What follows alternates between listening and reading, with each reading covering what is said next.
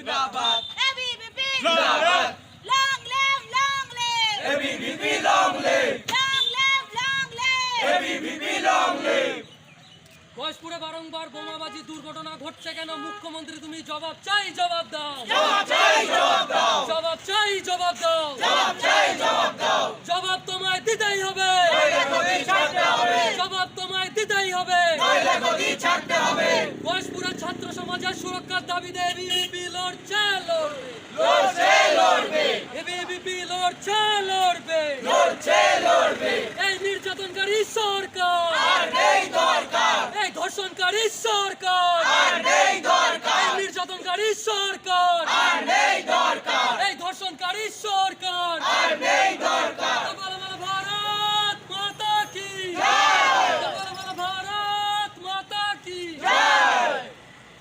আমরা জানি বিগত কয়েকদিন আগে এলাকার একটি পরিত্যক্ত স্থানে বোমা মজুত রাখা হয়েছিল এবং সেই বোমায় একজন আহত হয়েছে।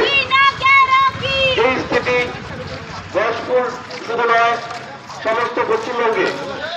আমরা টিটিপুল্লি দেখতে পাবো, যেখানে বোমা আক্রান্ত হচ্ছে, ওখানে বোমা ঘুরছে। বিগত কয়েক বছর ধরে, টাঙ্গাইল দশক ধরে আমরা দেখতে পাচ্ছি ABVP long live! Long live! ABVP long live! উদ্দেশ্যে কিছু সমাজ বিরোধী এবং সমাজ বিরোধী দল তারা এসব কার্যকলাপে যুক্ত থাকে। আমরা এলাকার সমস্ত মানুষকে আহ্বান জানাবো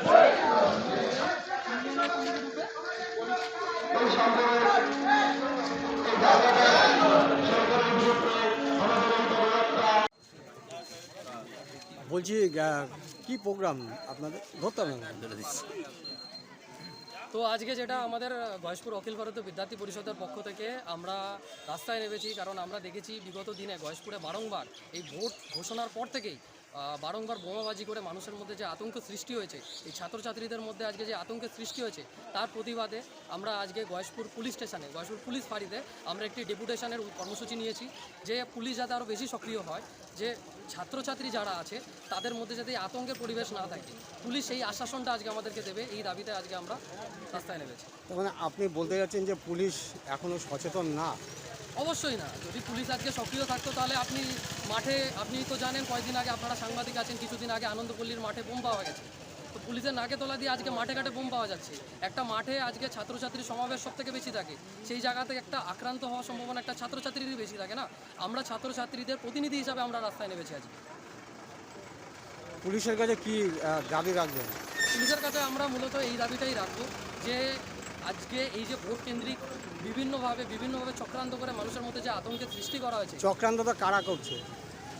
খুব স্বাভাবিকভাবে আমরা সকলেই পশ্চিমবঙ্গের পরিস্থিতি জানি। পশ্চিমবঙ্গের একটাই এই মুহূর্তে যারা রাজনৈতিক ক্ষমতাশালী ব্যক্তিরা আছে তারাই আজকে এই পরিস্থিতি সৃষ্টি করছে। এটা আমাদের কাছে নতুন কিছু নয়। গয়েশপুরে দাঁড়িয়ে থেকেও সেম, আজকে নদিয়ার মাটিতে যেখানে যেখানে যা যা ঘটনা ঘটছে সব জায়গাতে একটাই দল আর কি ইনভলভ আছে। তো এটাই বিষয়। তো তাদের বিরুদ্ধে কি কোনো অভিযোগ করবেন পুলিশের কাছে?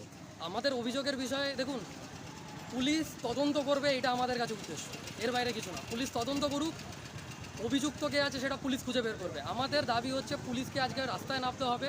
পুলিশ আজকে নিজের মতো করে এই জায়গাটাকে দেখবে, এই জায়গাটা আশ্বাসন দেবে ছাত্রছাত্রীদের, যে ছাত্রছাত্রীরা যাতে ভয়ভীত না হয়। ছাত্রছাত্রীরা আজকে এই ভোটের মুখে, একটা ছেলে পড়তে বেরোচ্ছে, তার ভেতরে আতঙ্কটা আছে, কখন কোথায় আরেকবার বোমাবাজি হয়ে যায়, সে পড়তে যেতে ভয় পাচ্ছে। একটা ছাত্রছাত্রীর জীবনের আজকে এই যে অধ্যায়গুলো, সে তো বরবাদ করতে পারে না।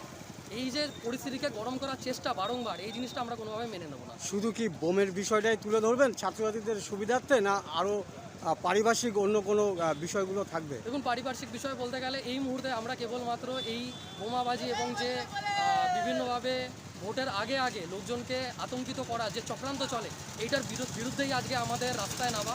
এবং ব্যাপারটা খুব খোলাখুলি, আমাদের পুলিশ এই জায়গাটাতে আশ্বাসন দেবে আমাদেরকে আগামী দিনে গয়েশপুরের মাটিতে এই ঘটনা ঘটবে না।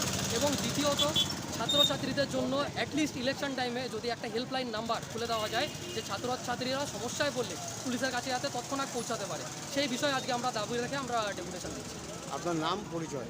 আমার নাম অঙ্কুশ সাহা, বর্তমানে আমি এবিভিপি নদিয়া দক্ষিণ জেলার সংযোজকের দায়িত্ব পালন করছি।